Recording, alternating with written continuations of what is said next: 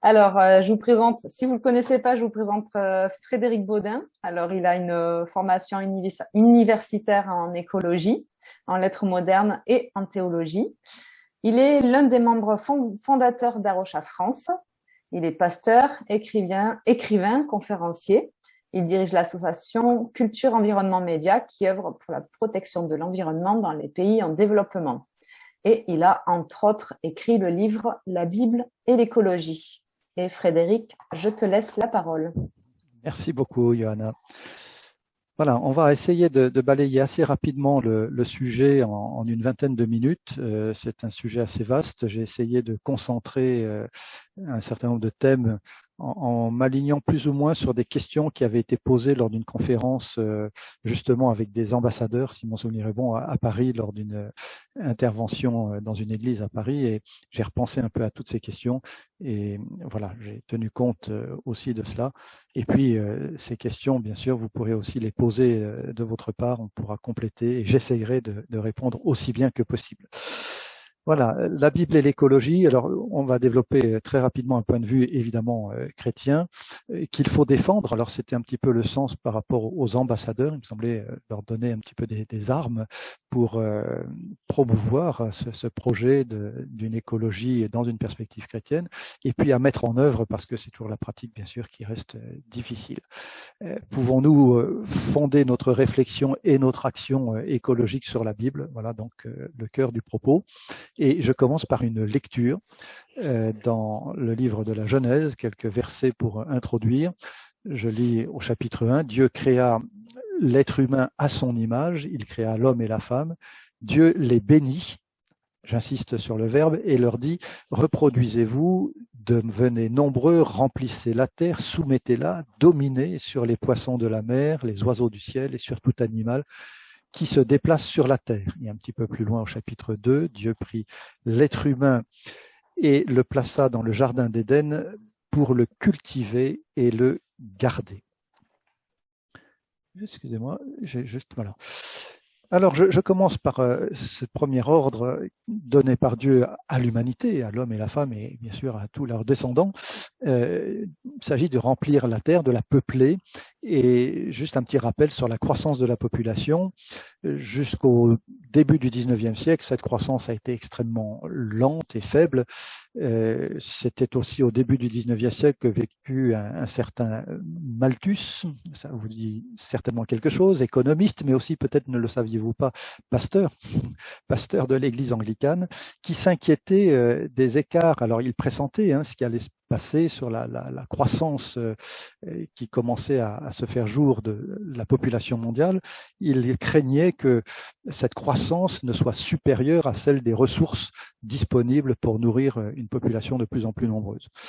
On comptait à cette époque environ, en tout cas selon les spécialistes, environ 1 milliard d'habitants sur la Terre. En à peine 2 siècles, on est passé de 1 à 8 milliards. Et j'attire votre attention sur la période 1930-2000, où la population mondiale est passée de 2 à 6 milliards, multiplié par 3 en 70 ans, c'est tout à fait considérable. Et évidemment, c'était un défi immense que de penser à nourrir une population qui s'envolait vers le haut aussi rapidement en nombre. Et bien sûr, on peut penser que des bêtises ont été commises. On a voulu accroître les ressources disponibles par tous les moyens, y compris l'usage de pesticides et de tout ce que l'on veut. Mais ça n'était pas si simple et ça donnait le vertige. Et je crois qu'il faut éviter, il me semble, de jeter la pierre un peu trop facilement à ceux qui nous ont précédés et qui ont été face à ce défi. Mais aujourd'hui, bien sûr, cette explosion démographique a eu un certain nombre de conséquences sur notre planète dans son ensemble. Pourquoi? Parce qu'il a simplement fallu nourrir, abriter, équiper toute cette population en forte croissance et pour cela développer bien sûr l'agriculture et l'industrie, mais aussi les moyens de transport et de communication et puis surtout accroître la production d'énergie. Vous savez que c'est notre principal problème aujourd'hui encore. Tout cela a entraîné une certaine dégradation de l'environnement, une certaine pollution, et nous en souffrons évidemment aujourd'hui. On estime que la population mondiale pourrait culminer à environ 8 à 10 milliards d'individus d'ici environ un demi-siècle. On pense qu'il devrait être possible de nourrir cette humanité d'environ 10 milliards d'habitants, à la condition, bien sûr, qu'aucune perturbation majeure survienne. On pense à toutes sortes de conflits, on est en plein dedans, hein, politiques, économiques, etc., à une catastrophe de grande ampleur, qu'elle soit naturelle. On est, nous, dans une situation sanitaire compliquée actuellement, mais il peut arriver toutes sortes de choses. Ça peut être une série de récoltes et mauvaises, notamment des grandes céréales, je pense au blé, au riz tout particulièrement, qui nourrissent toujours des milliards d'individus aujourd'hui. Et là encore, et on l'entend avec les problèmes qui se passent pas très loin de chez nous avec la guerre, voilà, les circuits de distribution sont perturbés, tout cela va très très vite avec les conséquences sur les populations. Ça peut être aussi un accident industriel. On a tous en mémoire des noms comme Bhopal, Seveso, Tchernobyl, Fukushima, etc., etc. Tout cela peut arriver. Et puis, il faut tenir compte aussi d'autres conditions, mais elles plus positives, et je vais essayer d'en évoquer au moins quelques-unes tout au long de cet exposé. Certains vont très très loin hein, dans leur réflexion pour réduire la pollution. Il faudrait réduire la population. C'est une grande tentation. J'ai entendu d'ailleurs cette question le fameux soir où j'étais à Paris. Que faut-il faire par rapport à la croissance démographique?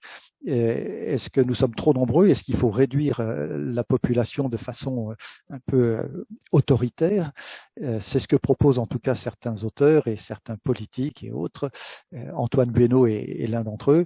Et il propose un permis de procréer qui serait délivré par les autorités compétentes et qui donnerait autorisation ou non d'avoir des enfants en fonction de la situation et selon un certain nombre de critères, bien sûr, parfois un peu discutables et même très discutables. Je rappelle à ce sujet que l'ordre donné par Dieu, le mandat, la mission donnée par Dieu à l'être humain au commencement est assorti d'une bénédiction. Et il y a certainement une croissance bénie, ce qui ne veut pas dire que l'on fasse n'importe quoi de cet ordre pour le mettre en pratique notamment, mais voilà, le lien est là et il faut souligner ce caractère, cette bénédiction en tout cas posée par Dieu sur une certaine croissance, au moins démographique, avec tout ce que cela peut entraîner. Et croissance démographique dit aussi croissance dans tous les domaines. Mais voilà, la croissance est une bénédiction et on entend tout de suite le mais qui pointe, que faut-il en penser et jusqu'où, quelles sont les limites. Quoi qu'il en soit, il faut trouver des solutions. Alors aujourd'hui, des solutions agricoles, et il en faut, industrielles, pour nos villes. Nous vivons de plus en plus dans de grands centres urbains, parfois surpeuplés, avec tous les problèmes que ça pose d'approvisionnement, de gestion des déchets, etc. Trouver des solutions pour la production d'énergie, je l'ai déjà signalé, c'est l'un de nos principaux problèmes.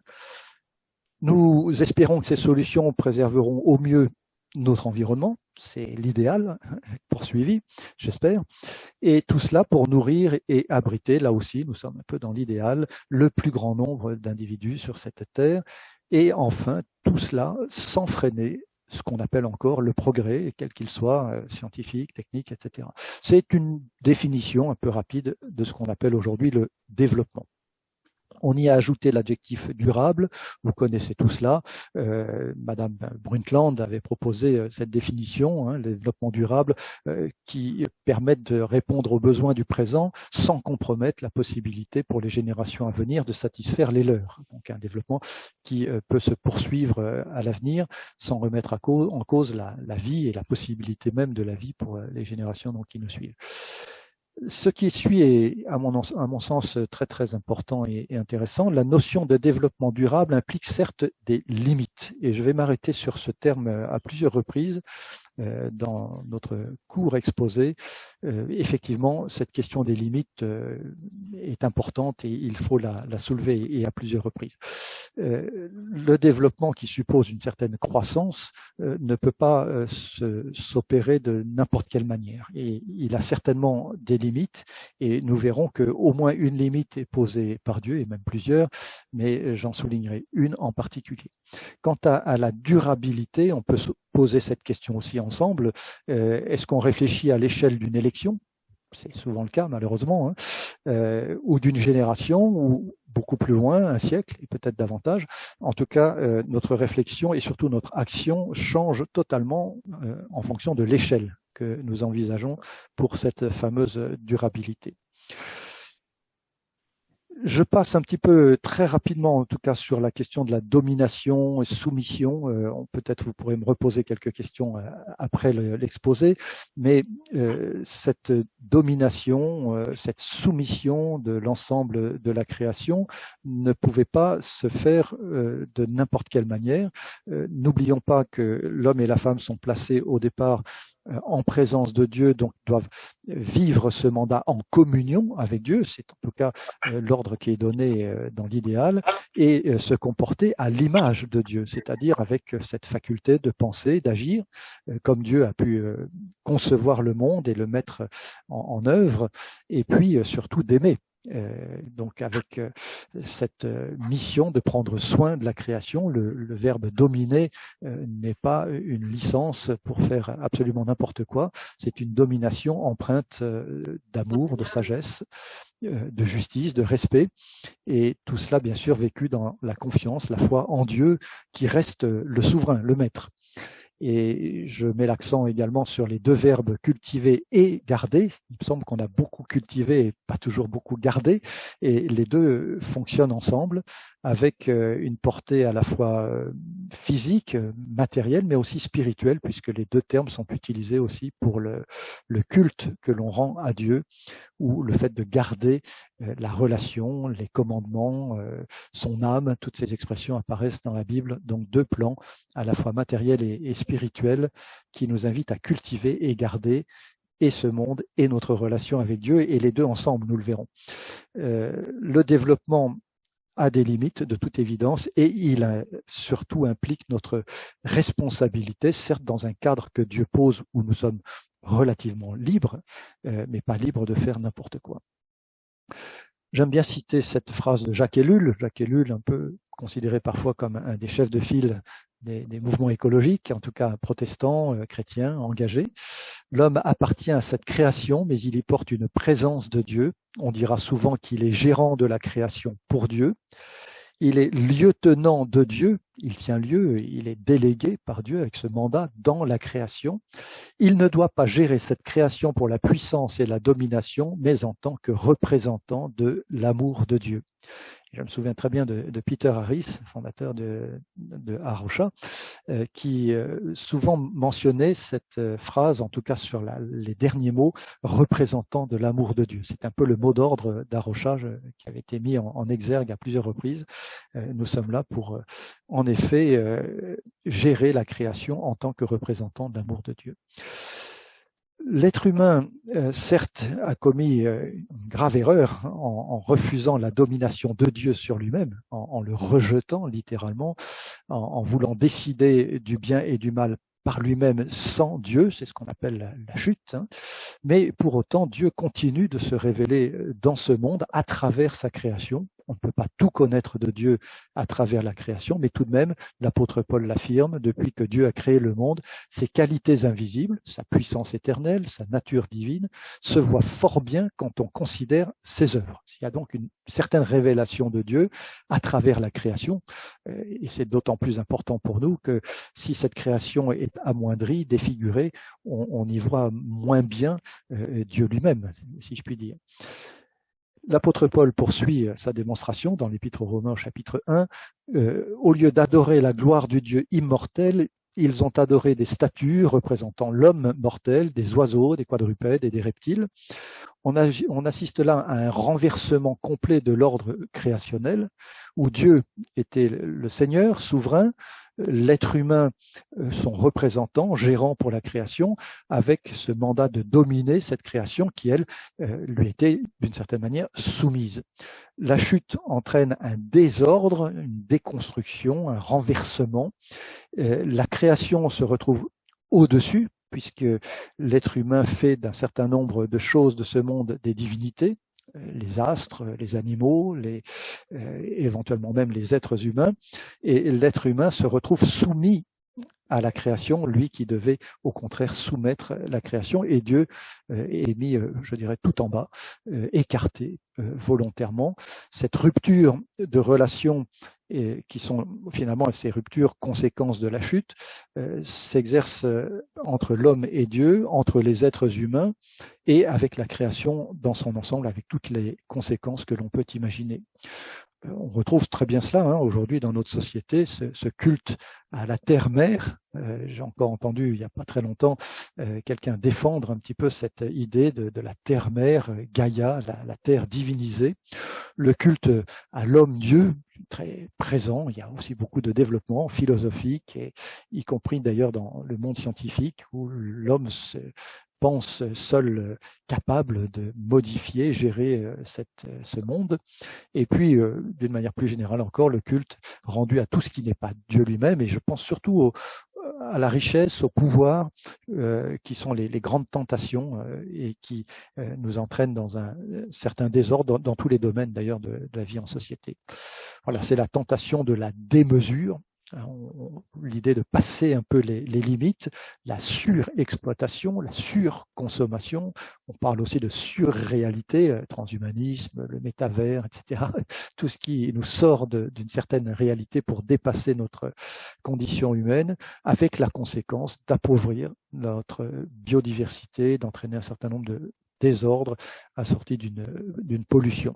À propos de pollution, Jésus le dit très clairement, c'est du cœur de l'être humain que viennent les mauvaises pensées qui le poussent, alors j'ai pas remis tout le texte, mais à transgresser précisément les limites posées par Dieu.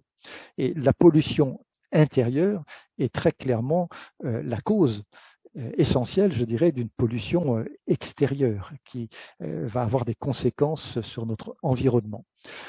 J'aime bien citer cette phrase de Jean-Paul II, déjà un petit peu ancienne, mais qui me semble garder toute son actualité. L'être humain, saisi par le désir d'avoir et de jouir plus que par celui d'être et de croître, consomme d'une manière excessive et désordonnée les ressources de la terre et sa vie même.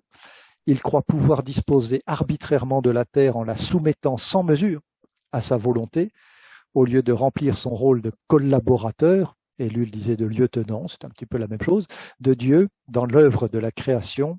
L'homme se substitue à Dieu et ainsi finit par provoquer la révolte de la nature, plus tyrannisée que gouvernée par lui. Dans la Bible, on peut noter un rapport très très étroit entre l'obéissance du peuple de Dieu aux lois que Dieu lui donne et la bonne santé, si je puis dire, de son environnement. Ne vous fabriquez pas de faux dieux, si vous mettez en pratique mes commandements, j'enverrai en temps voulu les pluies dont vous avez besoin afin que la terre produise des récoltes, vous aurez de la nourriture en abondance, etc. Si l'homme est obéissant à Dieu, eh bien, la bénédiction de Dieu se fait sentir immédiatement dans le sens le plus favorable. Les conditions sont favorables pour que les récoltes soient abondantes et que l'on rende un culte heureux, je dirais, à Dieu. L'inverse est aussi vrai. Si l'homme ne se soumet pas à Dieu et lui désobéit d'une certaine manière, il y a aussi des mises en garde. On le retrouve dans le Lévitique, dans le Deutéronome, avec toute une escalade de problèmes qui vont se poser pour ceux qui n'obéissent pas à Dieu. Donc, dans le cas idéal, si l'être humain est soumis à Dieu, eh bien, s'il se montre un gérant sage et avisé, on peut dire que la création est sauvegardée, elle est favorisée avec toute sa diversité. D'une certaine manière, nous le savons, la loi est posée comme un idéal à atteindre, un idéal impossible à atteindre, et c'est d'ailleurs la définition du péché, que nous ne sommes pas capables de faire exactement dans la perfection que Dieu demande, d'aimer Dieu de tout notre cœur, d'aimer notre prochain, là encore à la perfection en tout temps et en toutes circonstances, et évidemment nous ne pouvons pas vivre cet idéal. Dieu a posé une limite à l'être humain et à son activité. Et c'est une limite importante, celle du sabbat, s'arrêter une journée par semaine, pas pour faire n'importe quoi, mais pour rendre un culte à Dieu, c'est-à-dire remettre Dieu, je dirais, à sa place, la première, et aussi placer sa confiance tout entière en Dieu qui peut pourvoir aux besoins de son peuple, même lorsqu'il se repose. Un étroit lien, là encore, entre la foi et le repos, la possibilité même de jouir de ce repos. Et c'est la même chose pour la terre dans son ensemble, la terre que l'on cultive, qui elle aussi doit se reposer pour être féconde. Et si le respect de ce repos de la terre n'est pas le cas parmi le peuple de Dieu, eh bien la terre finit par vomir ses habitants. Il me semble que le mot est très éloquent. Alors d'où l'idée de respecter un certain nombre de limites, pas seulement un jour par semaine, mais d'une manière plus générale. Je trouve ce proverbe assez éloquent. Si tu trouves du miel, n'en mange pas trop, sinon tu seras dégoûté au point de le vomir. Donc voilà, use des choses de ce monde avec modération. J'essaye de glisser assez rapidement vers une troisième et dernière partie et un peu la conclusion, mais il est évident que nous avons à changer de comportement. On en parle beaucoup pour se rapprocher de l'idéal du développement durable. Cela concerne bien évidemment tous les acteurs de la société, quels qu'ils soient et quelle que soit leur activité. Il me semble que nous sommes placés devant un triple défi. Et je pense que c'est un peu la clé de notre réflexion, et peut-être aussi en tant que chrétiens. Mais il nous faut réévaluer notre rapport au temps. Comment on va habiter le temps? Est-ce qu'il est besoin toujours d'accélérer, d'aller de plus en plus vite? C'est une vraie question qui se pose, pas seulement philosophique, mais bien pratique, de pair d'ailleurs avec le moyen financier, et que le temps c'est de l'argent.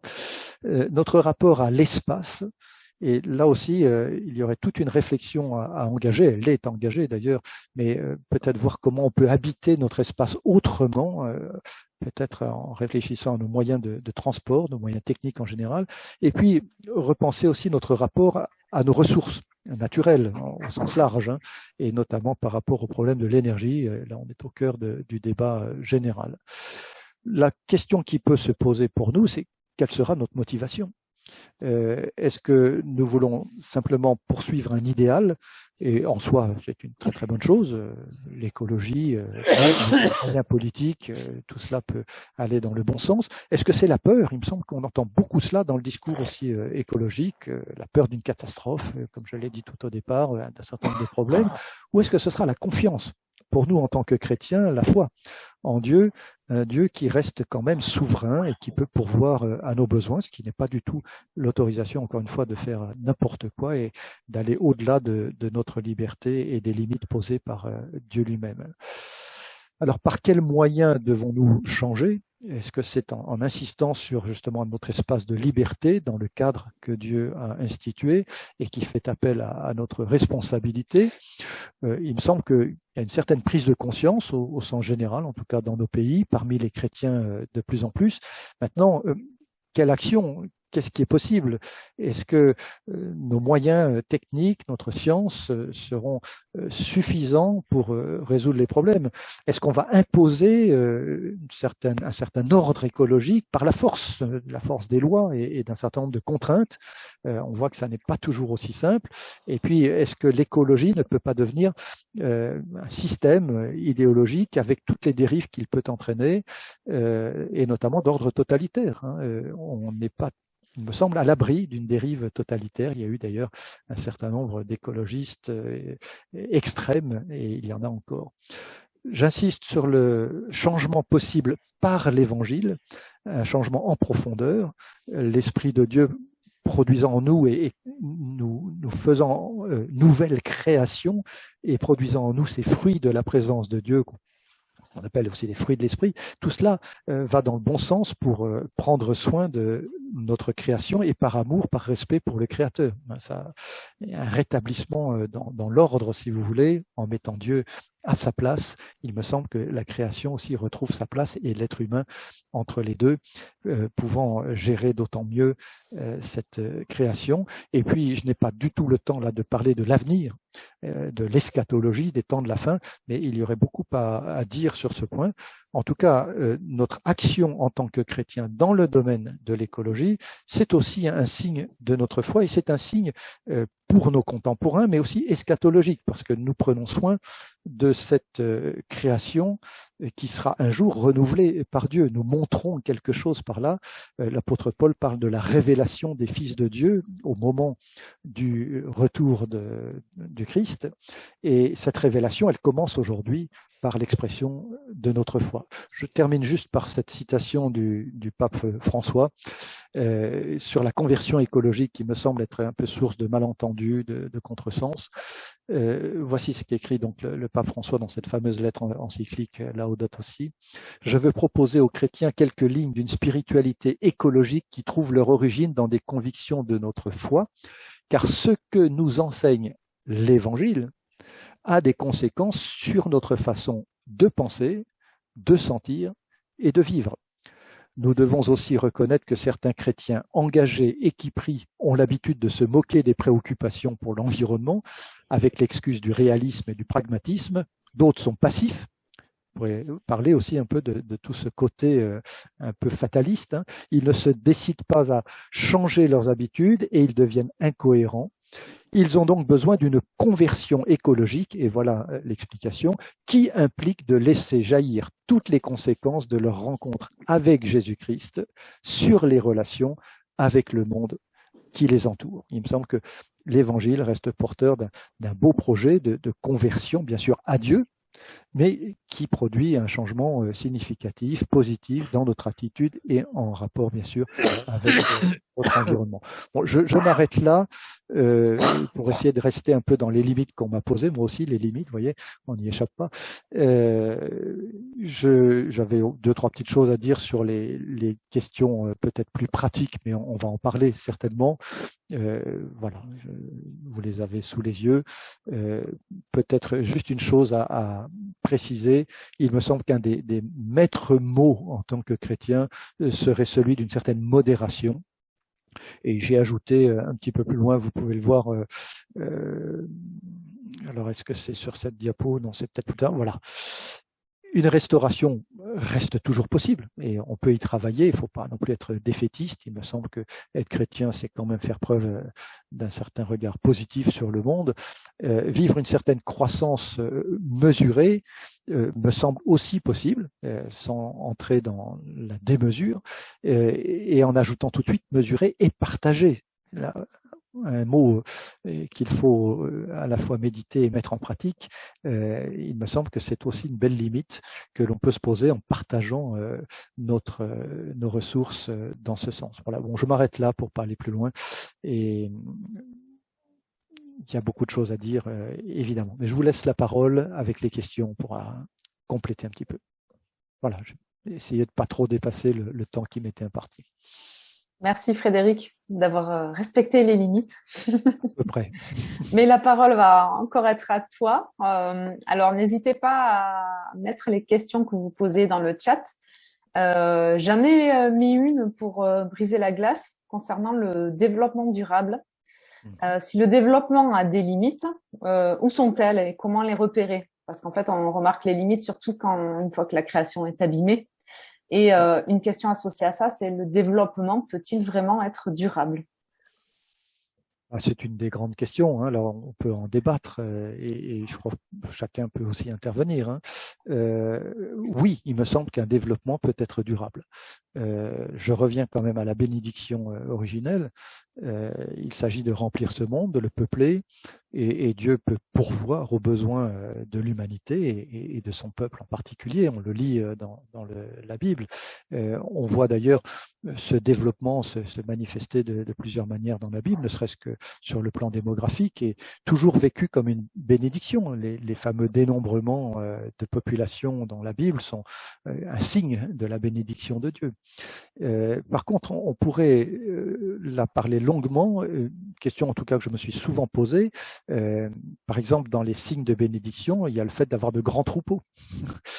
Abraham et Lot qui sont obligés de se séparer parce que les pâturages sont trop maigres, et on connaît les dégâts que cela a causé, surtout au Moyen-Orient, que ce surpâturage qui pose problème.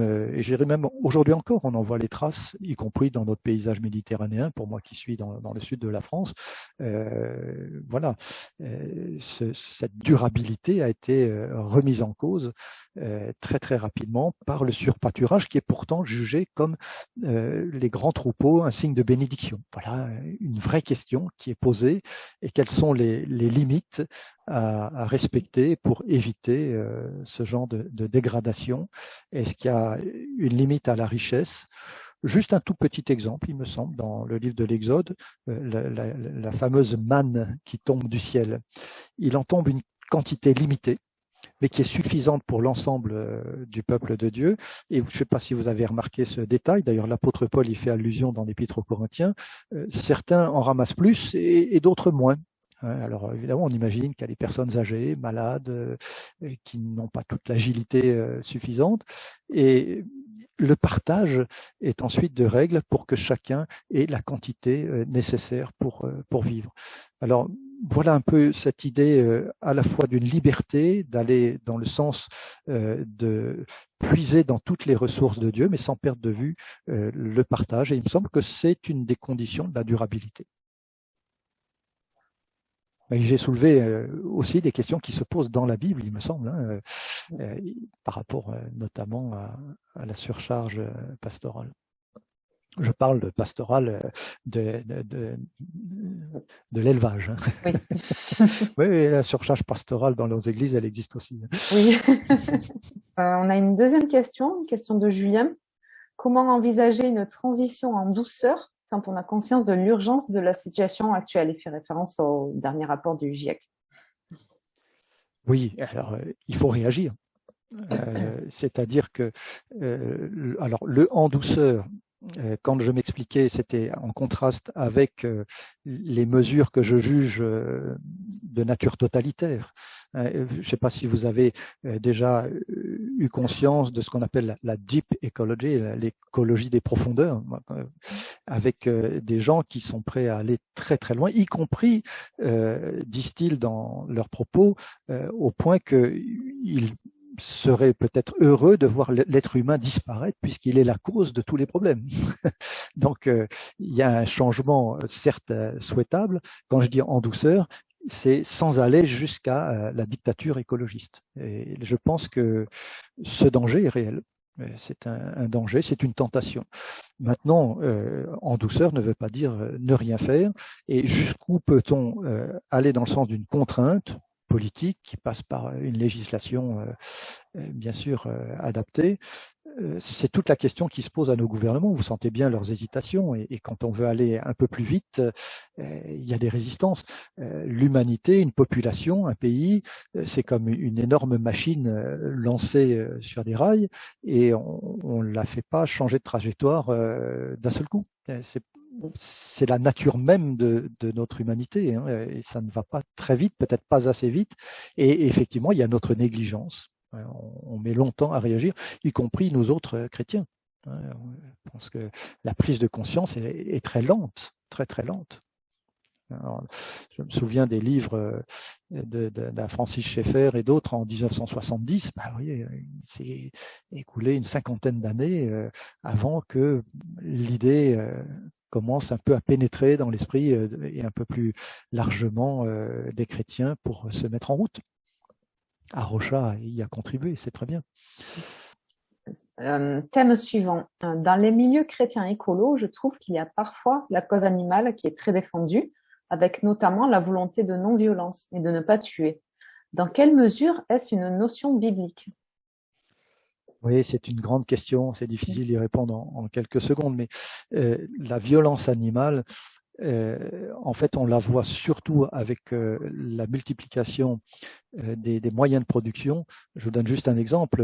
Je donnais un jour une conférence dans l'Est de la France, et il y a un jeune qui est venu me voir à la fin qui me dit voilà, je travaille dans une usine d'abattage de volailles, et il y a 4 poulets à la seconde qui sont tués. Et il était extrêmement choqué. Tous les jours, il voit ça sous les yeux. Et cette violence animale, oui, elle est intolérable. Alors, elle est liée au fait qu'on veut aujourd'hui distribuer au maximum de personnes un certain nombre de denrées alimentaires, dont la viande animale. C'est très différent le rapport à l'animal dans la Bible.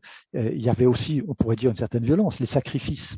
J'imagine dans le temple à Jérusalem, c'était de très nombreux sacrifices qui étaient offerts, mais il y avait un rapport direct entre l'être humain et l'animal, avec un sacrifice selon un rituel bien établi, et je dirais une relation entre l'être humain et l'animal particulière, et avec la prise de conscience que la mort de cet animal, si je puis dire, n'est pas normale, notamment quand il s'agit d'un sacrifice offert pour le pardon, pour la substitution, le fait que le sacrifice est offert pour que l'être humain soit pardonné, et l'animal innocent prenait sur lui cette culpabilité, si l'on peut dire, de l'être humain. Il y avait tout un sens qui était donné là au sacrifice. Alors on est très très loin, bien sûr, de cette notion, de cette réalité, et de plus en plus, depuis qu'on a abandonné les fermes nombreuses, le paysage des paysans très très nombreux sur leur terre qui eux-mêmes sacrifiaient leurs propres animaux.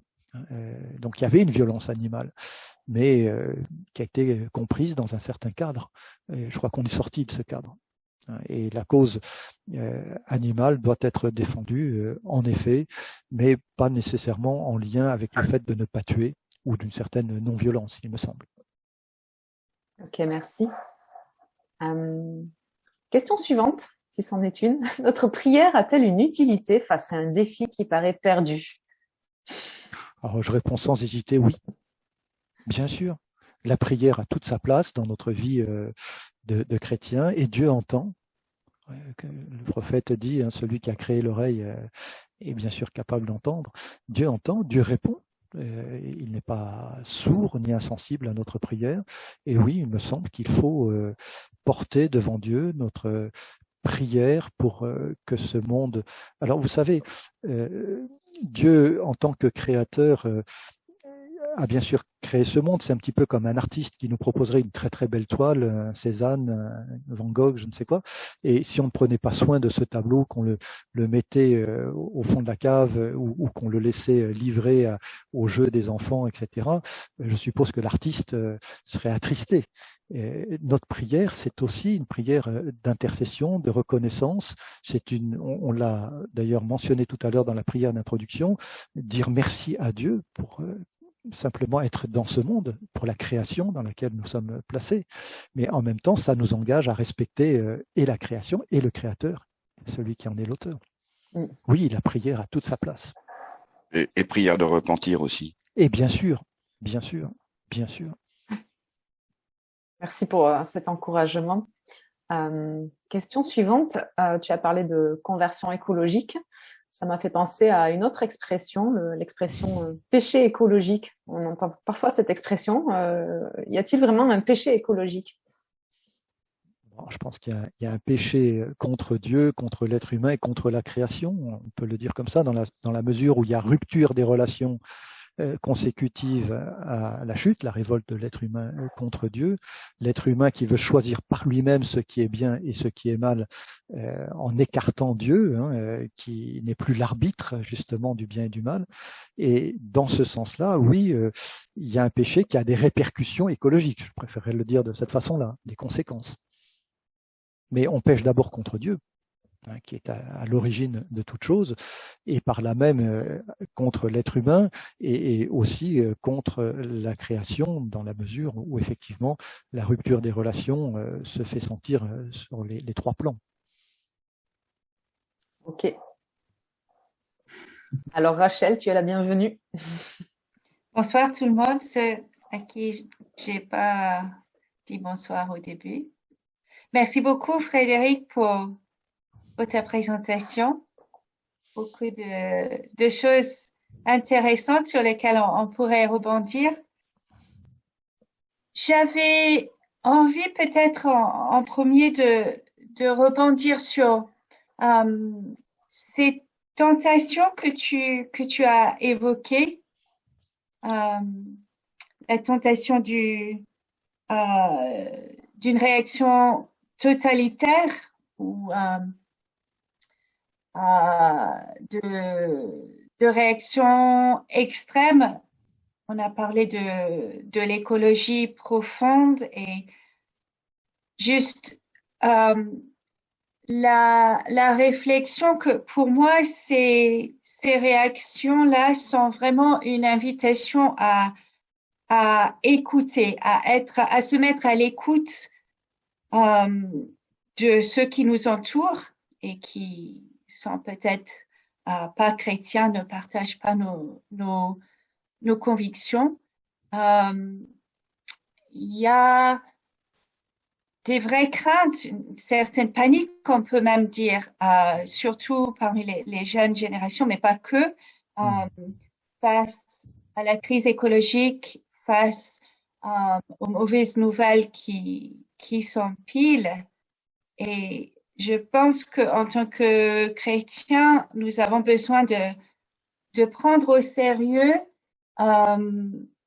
les craintes, les aspirations, les désirs qui sont derrière cet appel à la radicalité et à ne pas balayer trop vite des réactions qui peuvent parfois nous paraître extrêmes.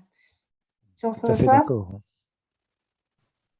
Oui, si je voulais faire, merci Frédéric pour ta présentation.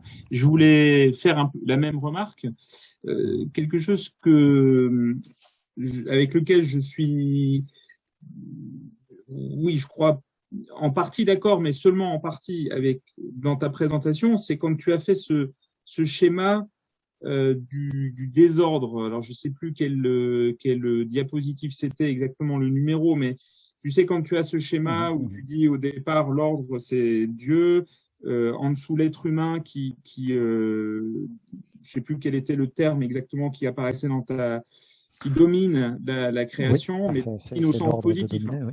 Voilà. Et puis, en dessous, il y a la création. Et tu dis, le renversement, c'est la création qui se retrouve divinisée avec l'être humain. Voilà. Et puis, tu glissais après dans la diapo suivante en disant, tu parlais du culte de Gaïa et tu passais à la surexploitation des ressources, à la surconsommation, etc. Et pour moi, ça, c'est en partie l'inverse, c'est-à-dire que c'est parce que, au contraire, la création n'a pas été respectée depuis le début de la révolution industrielle, notamment où il y a eu une surexploitation des ressources, une destruction de plein de biodiversité, de la pollution, etc., qu'il y a eu une réaction des écologistes qui, là, ont voulu, la Terre, entre guillemets, la planète a été tellement asservie, tellement exploitée, tellement défigurée, qu'il y a une réaction de gens qui sont allés dans un excès peut-être inverse et effectivement qui, nous, en tant que chrétiens, nous alerte, qui est une divination de la planète. Mais c'est pour moi le signe d'un déséquilibre au départ qui a été c'est pas la divination de la planète qui a conduit à la surexploitation, c'est plutôt l'inverse. Et c'est là où pour moi, je rejoins tout à fait Rachel, dans le sens où, à mon avis, il faut plutôt d'abord traiter le problème qui est, et parce que les adorateurs de Gaïa, aujourd'hui, il en existe, effectivement, et tu as raison de souligner le risque que ça peut représenter. Mais c'est pas eux qui sont en train de dominer sur la planète. Hein. Clairement, ceux qui dominent, c'est ceux qui sont en train de surexploiter, d'assujettir, mais au sens sans prendre soin, pas au sens biblique de prendre soin. Et il faut pas se tromper de combat, je pense. Enfin, le combat aujourd'hui, il n'est pas contre, bien sûr. Enfin, je veux dire, il y a un double combat si on veut. On essaie à Rocha de faire des ponts. Mais comme le disait Rachel, je pense que c'est vraiment important d'écouter cette angoisse, cette colère, parce que tu as parlé aussi de la peur qui fait qu'on agit pour l'environnement. Mais pour moi, ce que j'entends en particulier chez les jeunes, c'est pas tant de la peur que de la colère contre l'inaction, contre le fait que tu l'as rappelé, ça fait 50 ans cette année qu'on a fêté il y a quelques jours les 50 ans du rapport du Club de Rome, et pourtant la trajectoire globale de la planète continue dans la même direction, et c'est ça qui met que les jeunes sont en colère. Et s'il y a un risque de dictature verte, qui certes peut arriver, il est précisément, pour moi, renforcé par le fait qu'on n'agit pas depuis 50 ans. Alors, Donc, c'est un espèce de renversement. Si je peux me permettre juste de répondre et préciser peut-être quelques points, parce que je pense que dans le fond, on est assez d'accord. Oui, j'entends moi aussi la crainte des jeunes et leur colère. D'ailleurs, je l'entends très bien parce que je suis en contact avec des jeunes dans l'église et ailleurs, donc j'entends très très bien cette colère et puis cette tentation d'une certaine radicalité, etc. Et pas seulement tentation, parfois ils sautent à pieds joints. Dans la colère, je me suis souvent demandé, parce que c'est une colère souvent dirigée contre les générations qui les ont précédées, d'avoir justement pas pris soin. Bon, la question est peut-être la réponse est un peu facile, mais est-ce qu'ils auraient fait mieux? C'est pas si simple. Parfois, on rejette la responsabilité sur ceux qui nous ont précédés. Et alors, voilà, je laisse la question en suspens. Sur la divinisation de la Terre, là, j'insiste. Dans la divinisation, c'est pas là. Je suis passé très très vite. Vous imaginez, il y a tout un raisonnement et puis il y a des diapos que j'ai zappés, etc. Mais j'ai quand même souligné sur la même diapo la divinisation de la terre, mais aussi d'un certain nombre de choses que l'on divinise. Alors les animaux, etc. Dans l'Égypte ancienne, tout ce que vous voulez, pour souligner le caractère de soumission de l'être humain à des divinités qui n'en sont pas. Mais dedans, j'avais mis la richesse.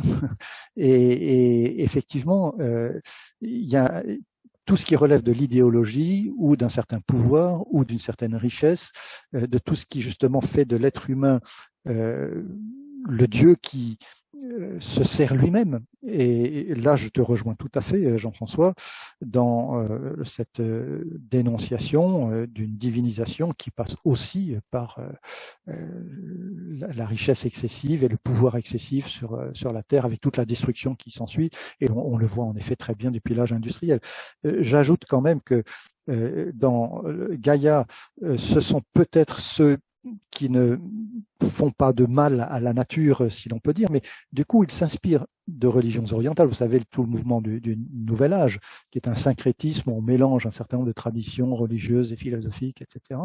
Et on ne touche pas à tel élément de la nature, être vivant et autres, parce que il y a cette philosophie derrière, d'une part de la réincarnation. Ça peut être un être qui s'est réincarné et on n'y touche pas par respect.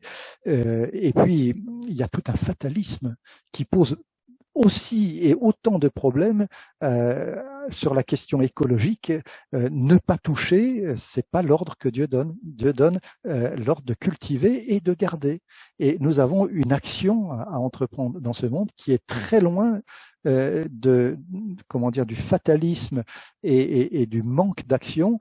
Aller dans des pays en Orient, moi j'en ai visité beaucoup et parcouru énormément d'endroits, notamment sur les questions agricoles. C'est effarant et ça peut faire autant de mal qu'une surexploitation.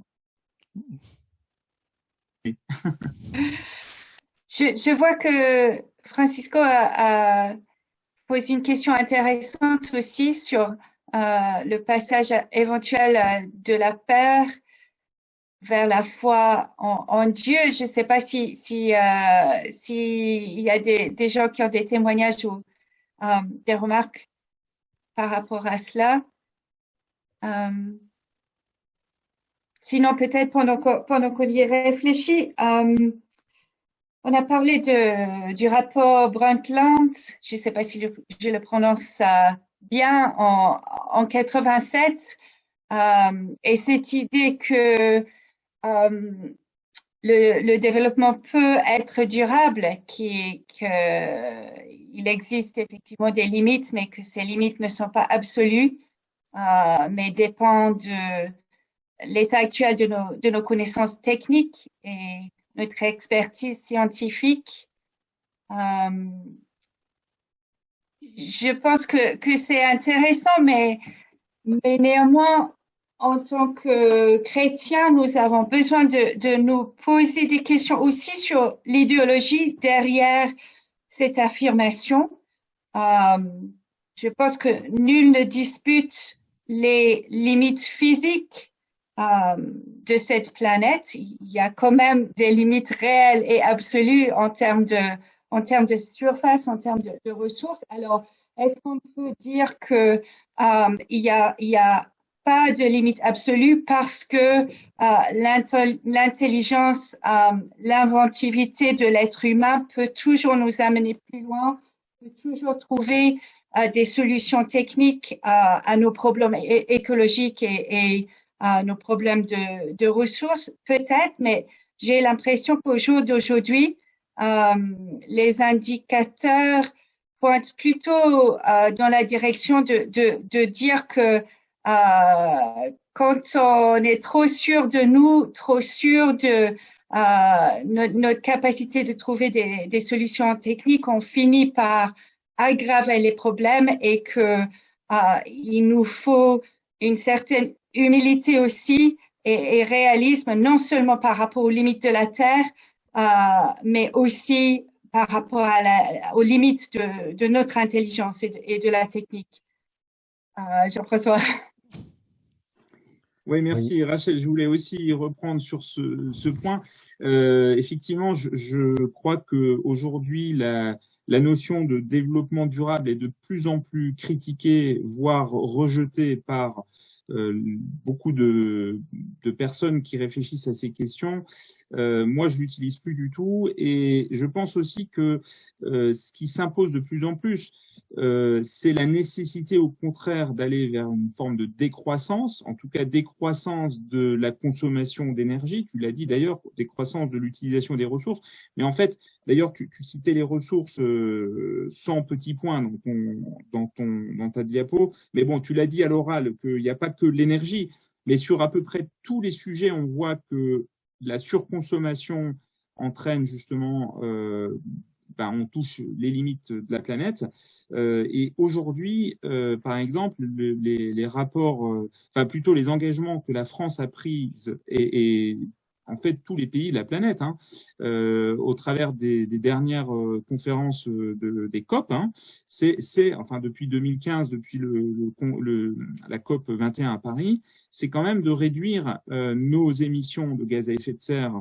Donc vous savez que la France a des objectifs assez précis.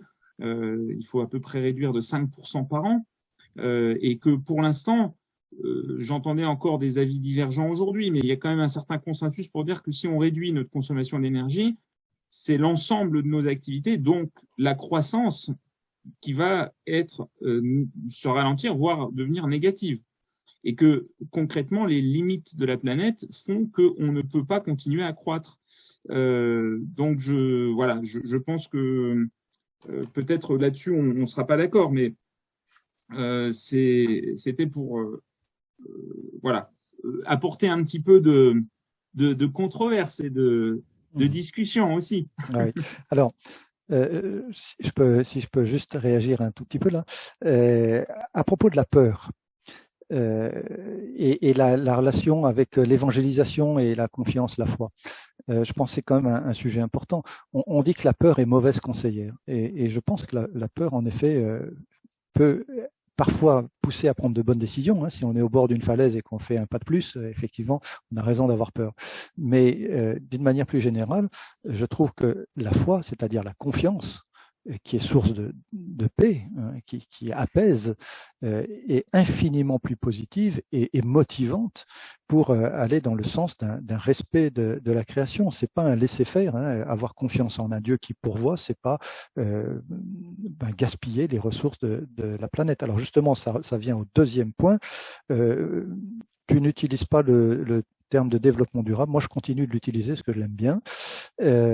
Moi, je me méfie beaucoup du terme de décroissance parce que je le trouve très ambigu. À cause déjà de tout le mouvement dit de décroissance du Club de Rome et des rapports Meadows, etc. Il me semble qu'il y a du bon là-dedans et il y a du moins bon. Et s'agissant de la décroissance dans le sens où tu l'entends et tu l'utilises, c'est-à-dire d'une certaine économie, si j'entends bien, c'est-à-dire de ne plus déjà gaspiller. Je crois qu'il y a beaucoup de choses à revoir au niveau du gaspillage, à réduire notre consommation et notre façon de vivre. Moi, j'ai parlé d'un rapport au temps à l'espace et aux ressources, hein, 3 choses qui sont importantes et qui vont dans le sens d'une réduction, clairement. D'ailleurs, la diapo d'après, bon, je l'ai passé tellement vite, vous l'avez pas vu, mais c'était les fameux R qui justement signifient réduire. Et là-dessus, je suis tout à fait d'accord. Rappelons-nous que économie, le radical, c'est oikos, éco, c'est la maison, c'est la bonne gestion de notre maison. Et je suis tout à fait d'accord sous ce rapport. Alors, de parler d'une, j'aime pas tellement le mot décroissance, que je continue de le trouver ambigu par rapport à tout un mouvement qui me semble pas toujours bien inspiré et très loin justement de la confiance en Dieu. Je pense toujours à Malthus qui paniquait au début du 19e siècle. Qu'est-ce qu'il aurait dit avec 8 milliards d'individus? Ça lui semblait impossible. Et je pense que en tant que chrétien, on doit quand même rester dans cette confiance. C'est pas encore une fois une autorisation à faire n'importe quoi. Je me suis battu avec des gens qui vont passer leurs vacances en Asie pour 8 jours à la plage. Je trouve ça tellement absurde d'y aller. Alors qu'on se fasse plaisir une fois dans sa vie pour faire un voyage, mais d'y aller tous les ans, c'est absurde. Et effectivement, il faut réduire. Ça me paraît évident, et en tant que chrétien et responsable, réfléchir à notre rapport au temps, pas vouloir aller toujours plus vite, rapport à l'espace, pas toujours se déplacer dans n'importe quel. Et comment va-t-on influencer nos autorités? C'est peut-être là la vraie question. Hein. Quel est notre levier en tant que chrétien et que citoyen pour inciter nos autorités à réorganiser l'espace pour qu'il soit plus vivable dans le meilleur sens du terme et préservant la diversité biologique? Ça me semble très important. Et en tant que chrétien, est-ce qu'on pourrait pas, je rêvais de ça et je rêve encore d'un groupe de réflexion avec des propositions positives pour voir quelles seraient justement les solutions pour habiter mieux le temps, notre espace et consommer davantage, avec davantage de sagesse, nos ressources, quelles qu'elles soient, d'énergie et autres, bien sûr. Nous avons une réaction sur la question de la décroissance.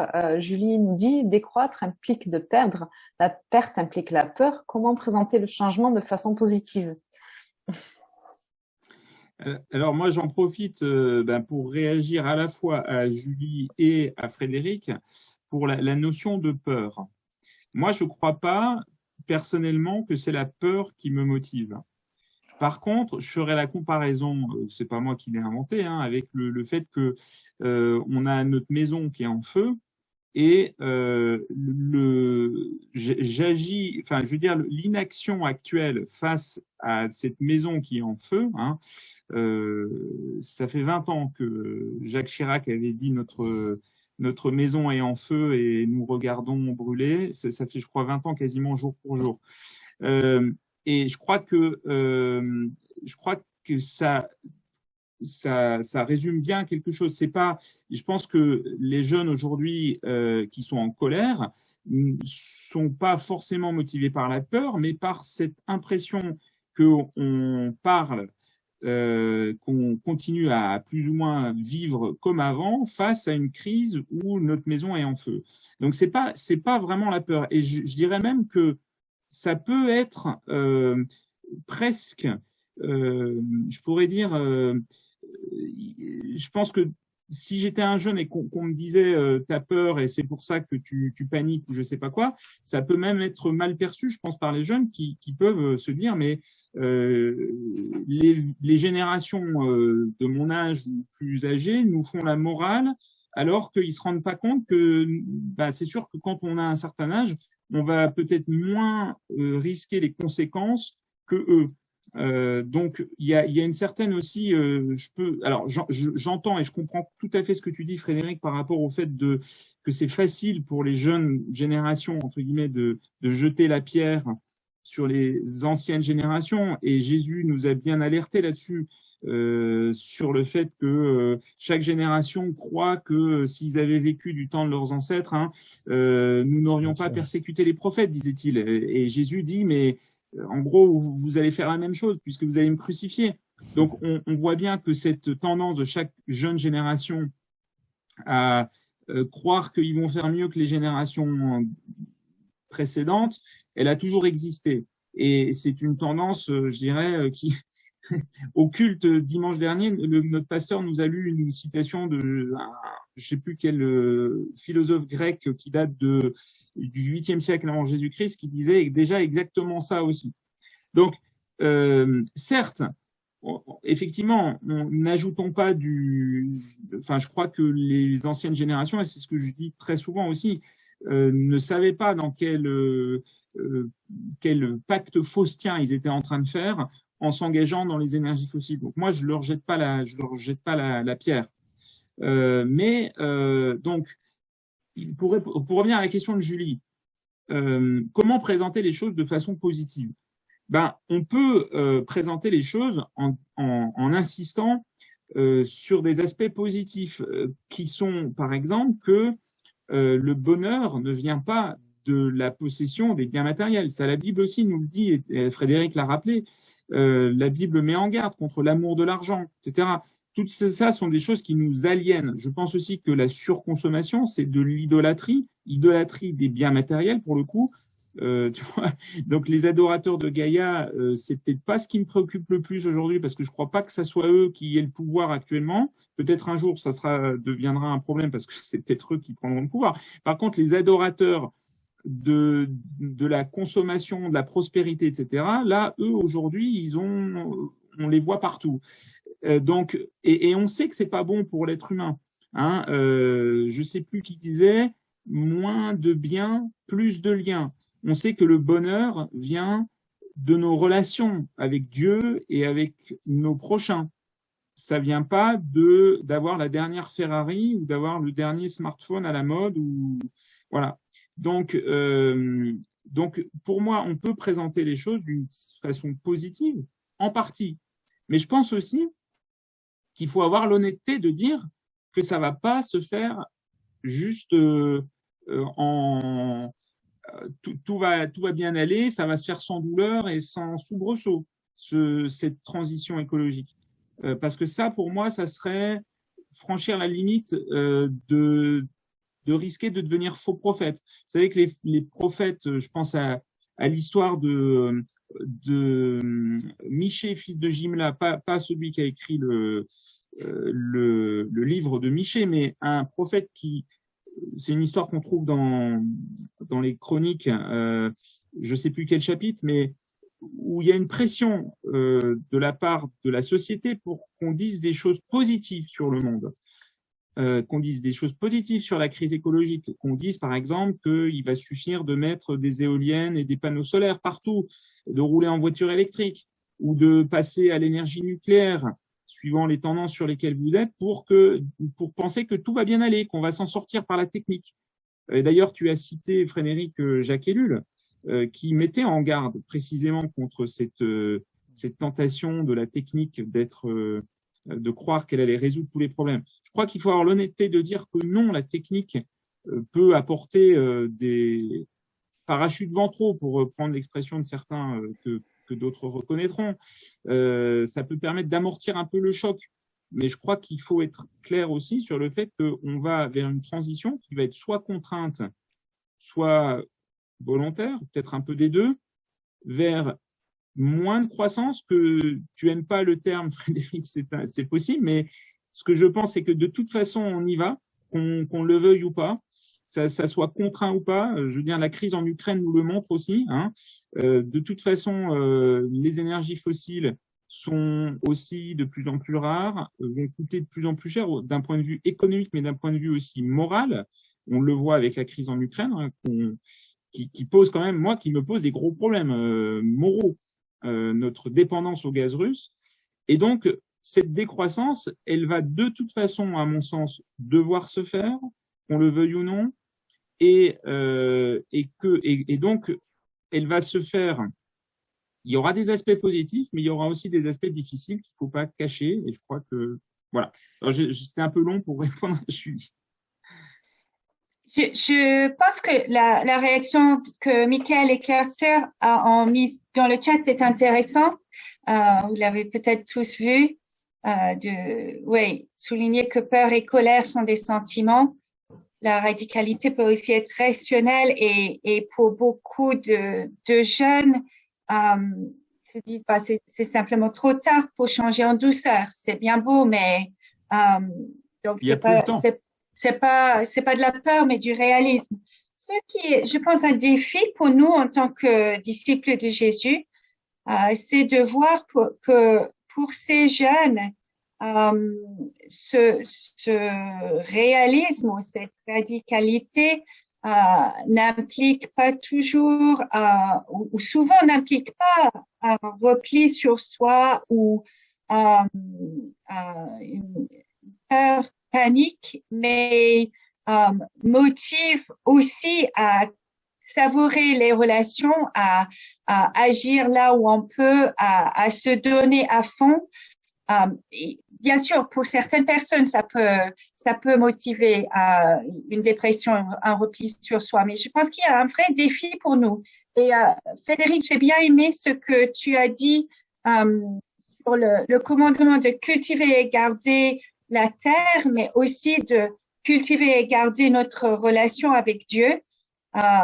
Et cette idée quelque part que une attitude responsable et aimante envers la création et un vrai souci pour une spiritualité profonde, de prendre le temps de donner l'énergie pour entretenir notre lien avec Dieu et notre lien avec notre prochain, ça va ensemble. Et je pense que si nous voulons avoir des vies qui font envie à ceux qui ne connaissent pas le Seigneur, bon, c'est un gros défi et j'avoue, je reconnais que avec mes amis qui sont pas chrétiens, je n'arrive pas toujours, mais j'ai envie que quand ils me regardent, ils voient quelqu'un qui est prêt à regarder la réalité en face, qui n'est pas dans un optimisme facile.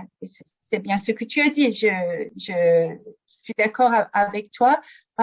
Mais qui est capable de voir où nous en sommes, quelle est l'ampleur des défis qui sont devant nous dans les décennies à venir, et qu'ils n'aient pas l'impression que ma spiritualité chrétienne soit une sorte de paracétamol qui m'évite de faire face à ce qui se passe. Je suis pas tout à fait sûr. Oui, bien sûr, il y a beaucoup de gens qui recherchent plus de bien, etc. Mais il y a aussi tout un mouvement inverse de gens qui prennent conscience et qui veulent revenir à un mode de vie quand même plus modéré. Moi, s'agissant de la croissance, je parle souvent d'une croissance mesurée ou raisonnable et partagée. Et j'aime bien ajouter ces deux adjectifs. Il y a une mesure à cette croissance. C'est pas une croissance qui va anarchique, qui va au-delà des limites, mais il me semble qu'il y a toujours place pour une certaine croissance dans la mesure où elle est mesurée et partagée. C'est une question de justice, et surtout lorsqu'elle est motivée. Alors c'est peut-être le cœur un peu de notre action en tant que chrétien et avec le souci d'une certaine écologie. Je pense que aimer Dieu et son prochain et la création dans laquelle vit notre prochain, ce sont de bons ressorts pour agir et aller dans le bon sens. Si on aime Dieu, on respecte ce qu'il a créé. Il y a un lien logique là, de rapport de cause à effet, on peut le dire. Et si on aime notre prochain, on respecte l'environnement dans lequel notre prochain vit, tout simplement. Et je pense qu'il y a quelque chose là à cultiver et garder, pour le coup, c'est bien l'amour pour Dieu et pour notre prochain. En effet, les deux verbes cultiver et garder sont très liés à la fois sur le plan strictement de notre relation, j'allais dire terre à terre, sur le plan humain, mais aussi par rapport à Dieu. Ce sont les mêmes verbes. Alors c'est pour ça que là j'ai un peu escamoté la démonstration, mais en hébreu, ce sont les mêmes verbes qui sont utilisés pour cultiver la terre et rendre un culte à Dieu. Alors, on ne peut pas en tirer des conclusions trop rapidement, mais tout de même, il y a un lien entre les deux. La technique, oui, elle est source, là encore, d'excès, et puis ça monte un peu à la tête des êtres humains qui se croient capables de tout résoudre par la science et la technique. Jacques Ellul l'a dénoncé, Jean Brun et d'autres, Georges Bernanos avait aussi, en son temps, il y a des précurseurs dans ce domaine, mais la technique, elle nous permet ce soir de ne pas nous déplacer, de nous voir à distance les uns avec les autres. Il n'y a pas absolument que du mauvais. Il faut faire attention. J'ai toujours un petit peu peur du discours très négatif. Et dans la technique, oui, il y a des solutions. Il y a des solutions qui peuvent être offertes par une certaine maîtrise scientifique et technique. Il faut pas. J'ai toujours peur un peu qu'on nous prenne pour des gens qui sont anti. Non, il y a des bonnes choses et il y a de mauvaises choses. Il faut faire un tri. Et ça, c'est notre devoir de discernement. Il me semble que c'est important d'en être conscient. Voilà. Les Amish, peut-être. Comment? Les Amish. On nous prenne pour des Amish. Mais les Amish, ils sont intéressants. C'est un modèle et un contre-modèle, si on peut dire, mais c'est un modèle intéressant. C'était une blague. Oui, je comprends, mais ça me fait penser. Je cite souvent, moi, les Amish. Ils ont cherché des solutions à leur manière, et c'est intéressant. Ça pose au moins un certain nombre de questions importantes. Alors, on a des réactions très, très intéressantes dans le chat. Un participant qui nous interroge sur la question de la cohérence entre mes idées écolo responsables, un peu versus mon mode de vie connecté énergivore. Qu'en est-il par rapport à mon engagement de vie chrétienne? Donc, en gros, comment associer de façon cohérente les valeurs de l'Évangile, notamment le partage des richesses, et une vie d'action qui fasse de moi un bon lieutenant, collaborateur, jardinier. Bon, il me semble qu'il y a un point que nous n'avons pas abordé, et j'aborde assez régulièrement, c'est la question des contradictions. Et nous visons un idéal très élevé, d'autant plus élevé, c'est comme dans nos relations au sein d'une communauté chrétienne, on a un idéal tellement élevé que parfois on en devient très exigeant et ça devient très compliqué. Mais c'est un petit peu la même chose. Nous visons un idéal extrêmement élevé qui est celui d'aimer Dieu et notre prochain, et ça doit se traduire dans notre vie quotidienne, y compris dans notre rapport à la création. Et puis c'est la définition du péché, c'est notre incapacité justement à vivre pleinement cet idéal de l'amour pour Dieu et notre prochain et pour la création. Et c'est la définition même. Alors, nous sommes pris dans des contradictions. Moi, je supposais, mais alors, des questions de toutes sortes pour le chauffage de la maison, pour les déplacements, on n'a pas de lave-vaisselle. Alors, on en a parlé avec mon épouse à bien des reprises. On fait la vaisselle à la main. Alors, avantage, inconvénient. Je ne sais pas si ça vous est arrivé de faire des petites colonnes en faisant avantage, inconvénient. Quels sont les plus, quels sont les moins. Et ça, c'est très important de réfléchir. Et vous verrez que ça n'est pas si simple. Il y a parfois des choix qui se posent à nous de façon complexe. Et la réalité est complexe. Rien n'est simple. Vous savez, je dis ça souvent dans mes prédications à l'église. Rien n'est simple. La vie, c'est une certaine complexité, faite aussi avec toutes les contradictions qu'on doit chercher à réduire, mais à affronter aussi.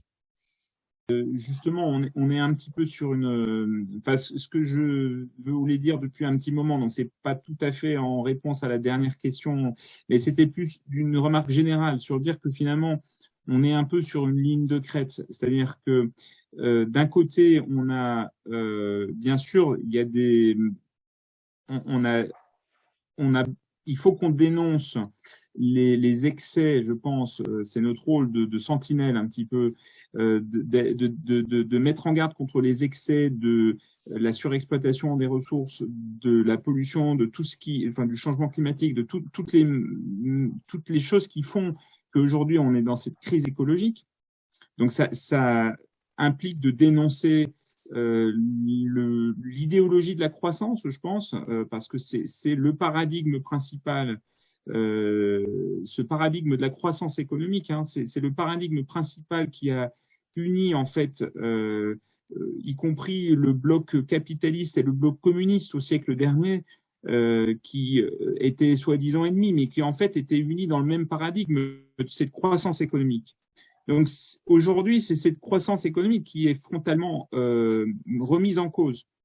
Donc, il faut, à mon avis, être dans l'alerte, enfin dans le sens d'alerter sur ce problème engendré par cette croissance économique ou cette volonté de croître économiquement qui aujourd'hui me semble poser problème. Et à l'inverse, on a évidemment, comme tu le dis toi-même, le risque inverse, je dirais, qui est de monter tellement la création sur un piédestal que ça en devient une divinité. Et je crois qu'on est d'accord tous les deux, enfin, je veux dire, et probablement la plupart des personnes qui sont ici, hein, pas juste nous deux, sur cette ligne de crête entre ces deux dangers. Simplement, peut-être qu'on ne place pas tout à fait le curseur au même endroit. Et c'est une question qu'on s'est posée à Arocha depuis quelques temps. Il n'y a pas si longtemps, j'ai échangé avec un certain nombre de membres du conseil d'administration en disant on a passé beaucoup de temps dans les premières années d'Arocha peut-être à insister sur les dangers de l'écologie politique. On voit bien, ils sont réels. Cette idéologie qui peut idéologie de l'écologie politique qui en plus amène avec l'écologie des tas de sujets de société qui n'ont aucun rapport avec l'écologie et qui parfois heurtent frontalement nos valeurs chrétiennes.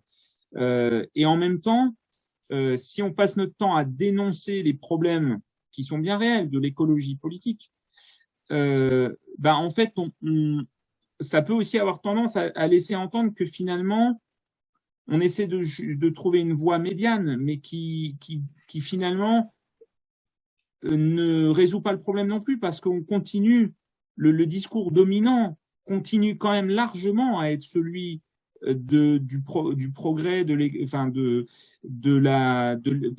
la croissance économique. Ce n'est pas véritablement remis en cause aujourd'hui, ce débat-là. Je veux dire, on entend beaucoup de gens qui remettent en cause la croissance économique, mais dans la réalité des faits, on voit bien que le discours dominant reste.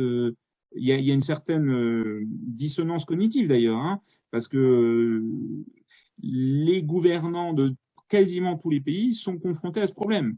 Ils doivent en même temps prendre en compte la crise écologique qui implique de décroître et en même temps ils veulent croître pour les emplois, etc.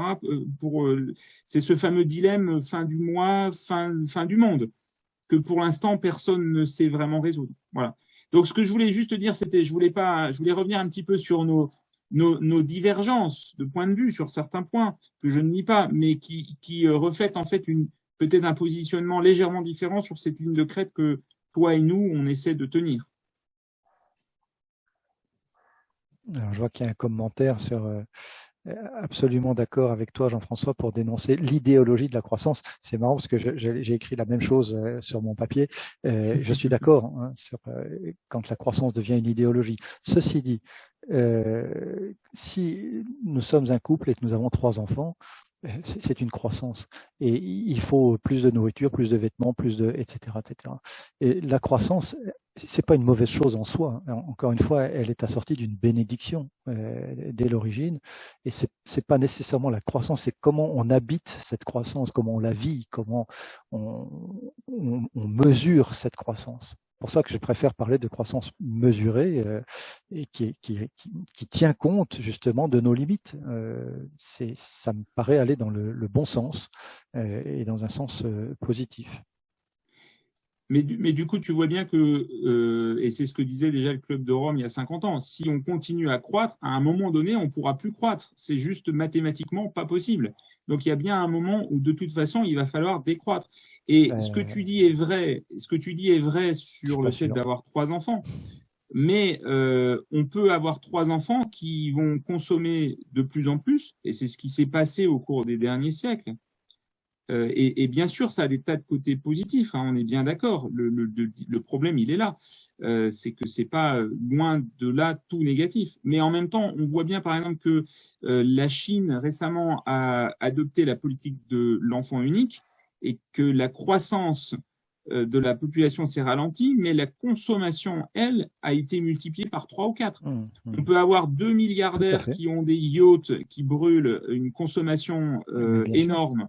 je pense que vous avez tous vu le dernier rapport d'Oxfam qui, j'ai plus les chiffres précis en tête, peut-être Rachel ou Johanna qui veut prendre la parole depuis 5 minutes, je vais te la donner, les ont en tête, mais on voit bien que c'est effectivement principalement les riches qui consomment beaucoup. Et quand je parle des riches, je m'inclus aussi dedans. Alors je suis pas.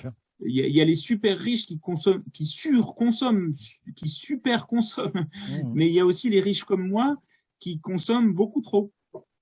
Johanna, excuse-moi. Oui, Jean-François, vu qu'on parle de croissance et de décroissance, on a quand même deux questions importantes qui pourraient clarifier notre propos. Daniel demande, décroître, est-ce s'appauvrir? Et après, on a, comment faudrait-il mesurer la croissance? Je vous laisse répondre. S'appauvrir, ça dépend de quoi on parle. Vous connaissez tous les débats sur comment on mesure, comment on mesure par exemple la richesse. On prend un indicateur qui s'appelle le PIB, que plein d'économistes dénoncent depuis des années en disant que ça n'a pas tellement de sens, parce que si aujourd'hui le PIB de l'Ukraine par exemple peut augmenter parce qu'on va reconstruire derrière tout ce qui a été détruit. Donc, on voit bien que ça n'a pas de sens, enfin, ça a un certain sens, mais c'est aujourd'hui, je crois, complètement dépassé. Et c'est ce qu'on disait, ce que je disais tout à l'heure. Il y a plein d'études aussi qui montrent que plus de biens matériels n'apportent pas n'apportent pas de richesse, finalement, humaine, de richesse spirituelle. Donc, si on parle de richesse strictement monétaire, je ne sais plus exactement quelle est la croissance, décroître, est-ce que c'est s'appauvrir? Si on parle en termes strictement monétaires, probablement, oui, parce qu'aujourd'hui, on n'a pas réussi à découpler la croissance du PIB avec celle de la consommation énergétique, c'est-à-dire que si on doit décroître la croissance énergétique, ça veut dire que le PIB va décroître. Je vous renvoie à une démonstration assez magistrale de Jean-Marc Jancovici, avec qui je vais débattre lundi, qui s'appelle CO2 ou PIB, il faut choisir. C'est une conférence intéressante qu'il a donnée à Sciences Po il n'y a pas longtemps. Donc, aujourd'hui, on ne sait pas décroître en énergie sans effectivement, entre guillemets, s'appauvrir en termes de consommation de ressources, etc. Mais on peut, comme je le disais, moins de biens, plus de liens, on peut s'enrichir humainement, spirituellement. Clairement, Dieu nous demande de passer du temps avec lui, de passer du temps à le prier, tout ça, et il nous dit, ne vous accumulez pas des richesses. Si on est honnête avec nous-mêmes, on se rend compte qu'aujourd'hui, on a beaucoup trop de richesses par rapport à on n'a pas besoin de toute cette richesse. Donc, voilà. Et la prière, c'est un autre rapport au temps. C'est ça. Nous avons eu une autre question que nous n'avons pas évoquée. Alors, on déborde un peu sur l'horaire habituel, mais bon, les questions sont tellement intéressantes que je pense que ça vaut le coup de se coucher un tout petit peu plus tard ce soir.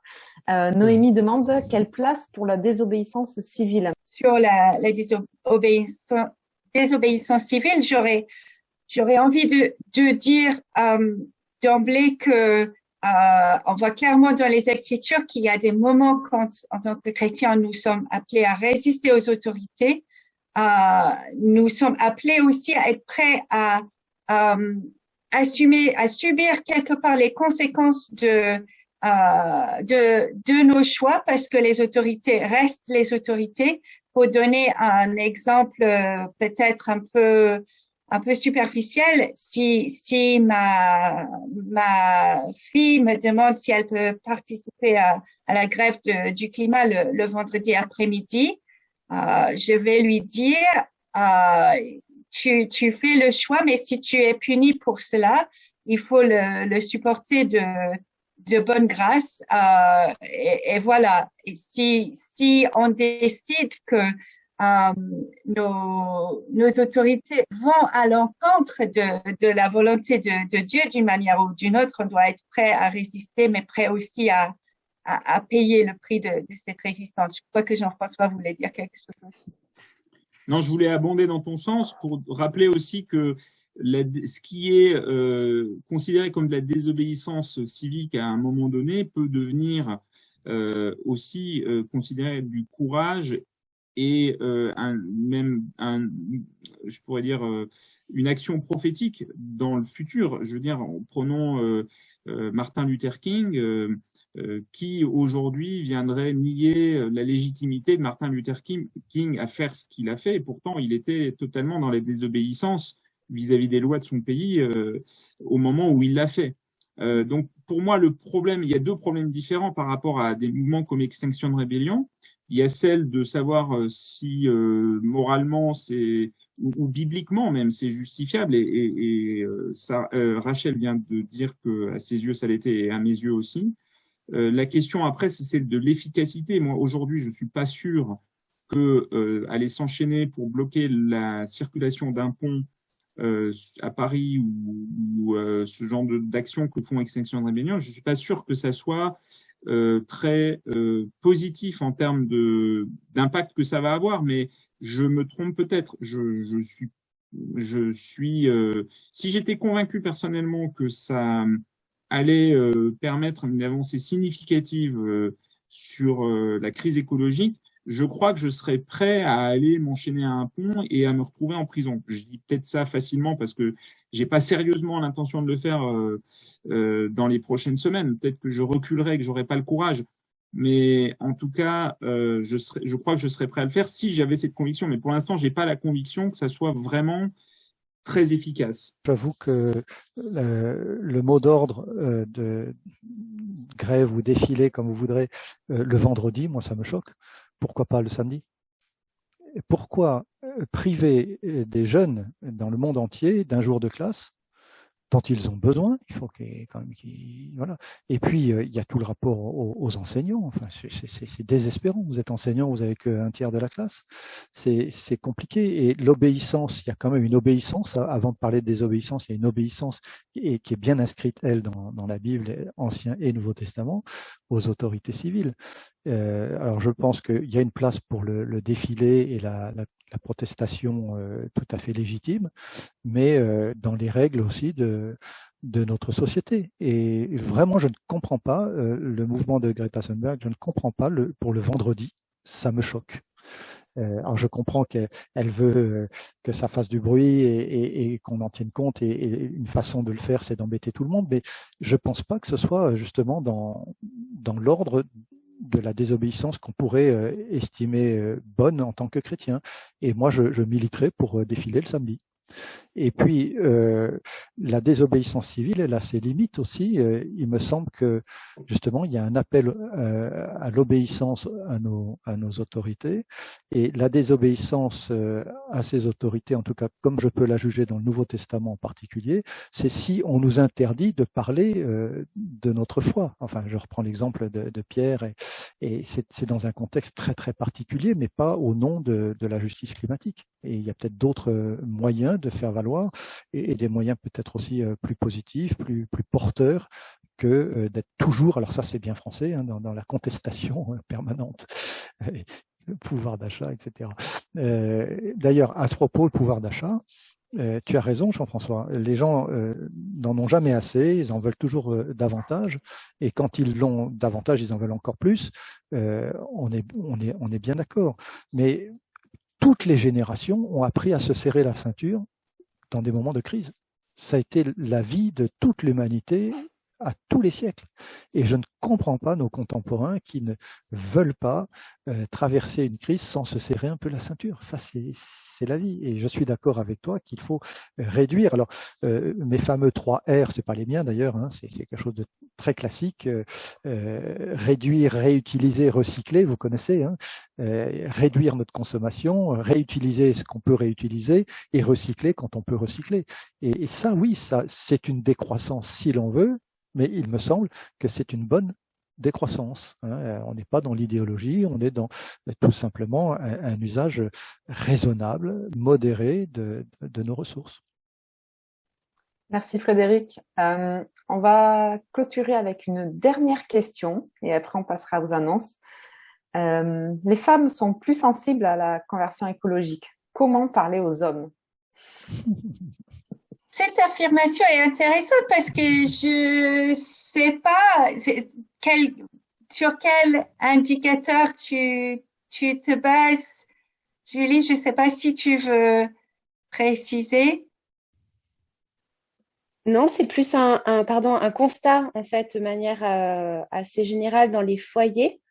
C'est suite à alors les bouquins que j'avais lus, je me rappelle plus lequel c'était qui citait ça, mais justement les femmes ont une sensibilité un peu plus forte, ont tendance à bouger en premier, et donc du coup, surtout dans on va dire pas pour les jeunes, je dirais plutôt sur un public 30-50 ans, et donc du coup, avec une charge mentale assez forte, à vouloir réformer certaines choses à la maison et comment faire bouger l'ensemble de la famille et sensibiliser messieurs au changement également. Oui, après peut-être que c'est un constat que je fais. En tout cas, c'est aussi un constat que moi personnellement je fais autour de moi auprès de toutes les personnes qui sont engagées, beaucoup plus un public féminin et souvent avec une galère à ce que le couple s'engage ensemble. Oui, c'est intéressant parce que je pense effectivement, malgré le fait que notre société est peut-être devenue plus égalitaire, les hommes et les femmes souvent ne s'occupent pas des mêmes enjeux dans le foyer. Donc encore aujourd'hui, c'est assez souvent les femmes qui s'occupent plus des achats alimentaires, de la gestion de l'alimentation, même du vêtement, des produits ménagers.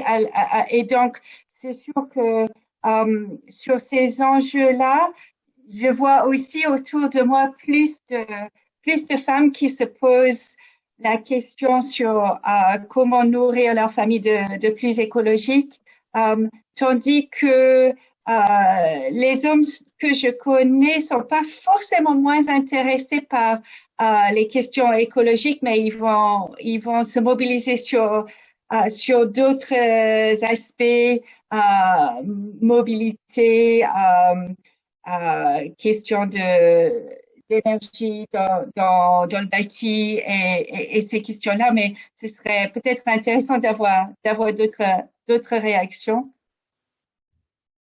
Moi, je suis assez d'accord avec Julie. J'appuierai ce qu'elle dit parce que je me suis aussi rendu compte de la même chose, hein, comme vous. Je me demande s'il n'y a pas chez les femmes, effectivement, comme tu dis, Rachel, hein, il y a plus le souci de à partir du moment où elles ont des enfants, où on voit des enfants, on voit des choses qui pourraient être menaçantes, perturbateurs endocriniens, l'alimentation, etc. Du coup, elles vont plus, je pense, réagir à ça et vouloir changer. Et du côté des hommes, je me pose la question quand même du côté prédateur. C'est vrai que le fait aussi qu'il y ait beaucoup plus d'hommes en salle de marché, par exemple, ou beaucoup plus d'hommes là où dans les sphères de pouvoir. Alors il y a différents facteurs évidemment, hein, mais je pense qu'il y a quand même un côté qui est un petit peu plus prédateur, un petit peu moins soucieux de comment on peut dire ça, de la protection qui rejaillit. Alors voilà, c'est un peu facile de dire ça, mais enfin de ce que je vois un peu autour de moi, je fais la même observation et j'appuierai le fait que les hommes me paraissent plus prédateurs de leur environnement que les femmes. Après, voilà. Et alors, il y a quand même un phénomène qu'on appelle l'écoféminisme, avec tout un mouvement féministe lié à l'écologie, hein, qui philosophiquement, à mon sens, pose aussi problème. Mais voilà. C'est assez étonnant. Oui, le lien, Ce serait intéressant de parler une fois peut-être. Voilà, c'est un autre sujet, je suis bien d'accord. Ok, on a ouvert un autre sujet pour une prochaine fois. En tout cas, merci à tous pour vos questions, vos contributions et interventions. Et on va laisser une dernière fois la parole à Jean-François pour les annonces du réseau. Et merci à Frédéric pour sa présentation et d'avoir pris le temps avec nous. Merci à vous aussi. C'était un plaisir d'échanger avec toi.